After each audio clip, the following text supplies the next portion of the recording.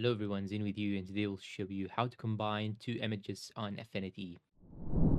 Okay, first you want to open the Affinity, then go and click on New, then go and choose any option of these. I'm going to click on this one, for example, and here I have this page. Now I'm going to click on Open, just like so. Then I will search for two images, for example, and here I have the photo of the cat and the photo of my brother. Now I will scale this like so. I will scale it like this, and I will leave it here in the bottom.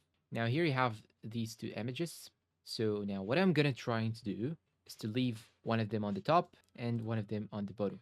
Now I'm gonna select the layer on the top, then go and click on vector. And in order to combine these two images, you wanna go and click on the transparency tool. But first I'm gonna right click on the photo, then click on convert to image source so that I can actually use the transparency tool. So I'm gonna click on transparency tool like so. Then I'm gonna do just like so. I'm gonna use the tool like this, just like so. And here you have to choose the type. Is it cortical, elliptical, and so on.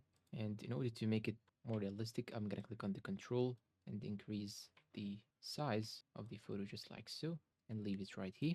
And I want to go and select the transparency tool, and here you have more other options. You can reverse it like so. You can use the rotation in order to change the rotation of the transparency tool and so on. And here, as you can see, I have it merged in the photo like this. So you can play in the values right in order to get more and more satisfying result. And that's all for today's video. If you find it helpful, please support us with like, subscribe, comment, share. Thank you for watching, and goodbye.